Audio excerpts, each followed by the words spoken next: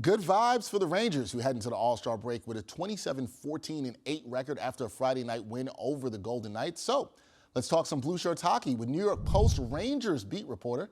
That would be Mollie Walker. Mollie, how's it going? Pretty good. Ready for a little bit of a all-star break, but doing pretty well.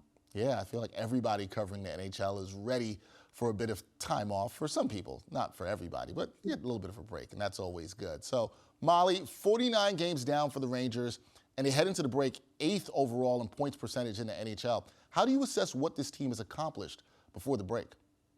Well, when you consider where they were and how they were playing just 2 months ago, it's hard to be anything but satisfied with the Rangers standing at the All-Star break. I think their ability to get back on track as convincingly as they did is a major accomplishment that the team should be able to hang their hat on. But that doesn't mean there isn't room for improvement or that they're a finished product by any means. And I don't think the team is satisfied either. They've gone 8-3-3 since the holiday break, and I think that's more than respectable.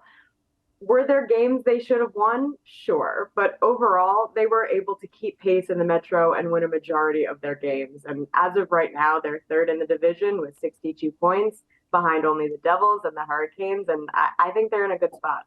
Yeah, so you think they're in a good spot, not a bad position for them to be in. But let's talk about a player and a component of the team. Filip Chytil. He's had a breakout season for the Rangers. Do you see his play as being sustainable as we move towards the postseason? And should fans be encouraged about the growth of the kid line? Seems like they're growing up. There's been nothing about Filip Chytil's play that indicates that it wouldn't be sustainable moving forward, which does put the Rangers in quite a difficult spot with his impending restricted free agency at the end of this season.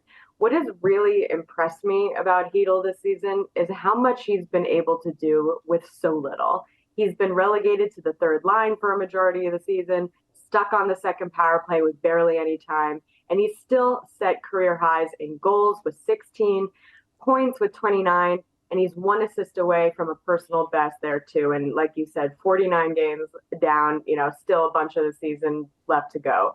And the kid line as a whole has been pretty good since they were put together again 3 games ago.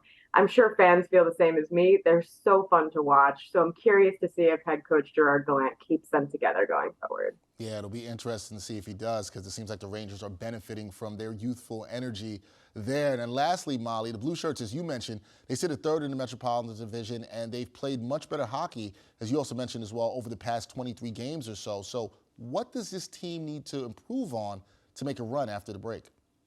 I think the biggest areas for improvement is around their team defensive game. I think they're still giving up too much off the rush at times and putting themselves in bad positions for odd man rushes, as well as giving their opponents too much of an opportunity late in close games.